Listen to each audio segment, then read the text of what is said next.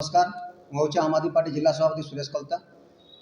Sir देखुन सोनपुर जिले में खनि माफिया बाली माफिया दुरात्म बढ़ी चली।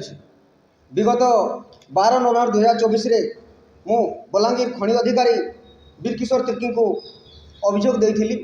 अंचलवासी जहाँकि बीरमापुर ब्लॉक अंतर्गत दुजनतेला ग्राम पंचायत केंदपाल ग्राम जंगल जेनटा कि खैरमार ग्राम जंगल रे नामित अच्छी सेठारे बनखंड अधिकारी तरफ 2023-24 मसीहा 17,34,17,000 टंका जल और मृत्तिका संरक्षण पर कार्य करा जायथिला।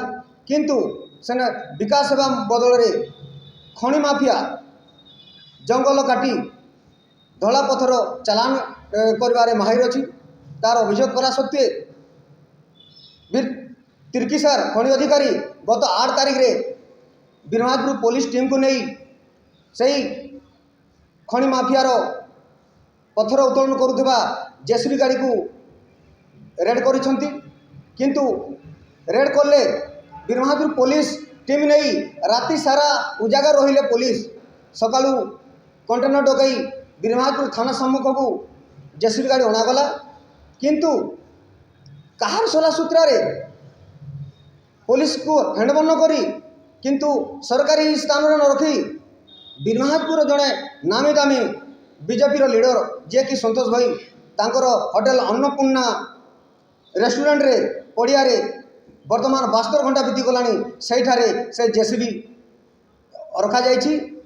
इठू अनुमान करा जाए जे खनि अधिकारी जिला प्रशासन बनखंड अधिकारी फॉरेस्टर आरआई तहसीलदार इथिरे समस्त सलासूत्रा थिबो कि खनि माफियार एवं खनि अधिकारी वीरकिशोर तिर्की कौन सलासूत्रा डील हो पार ना केते लक्ष सलासूत्रा करने।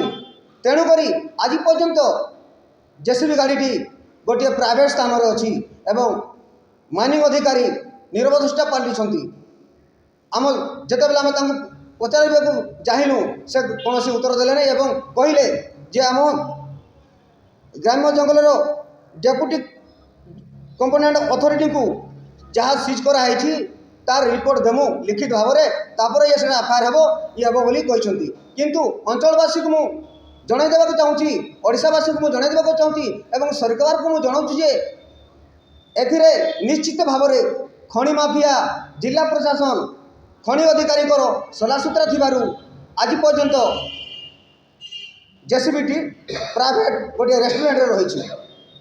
एणुक मुझे प्रेस कॉन्फ्रेंस माध्यम आपण माध्यम लोकलोचन आने को प्रेस मीट कली सरकार को जनवाकू प्रेस मीट कली जे यथाशीघ्र से खनि माफिया आउ संपुक्त थिबा समस्त कर्मचारी तलरू ऊपर पर्यंत फॉरेस्टर तहसीलदार जिलापाल खनि अधिकारी बनखंड अधिकारी समस्त सलासूत्रा थिबार अनुमान निश्चित भाव में करूँ।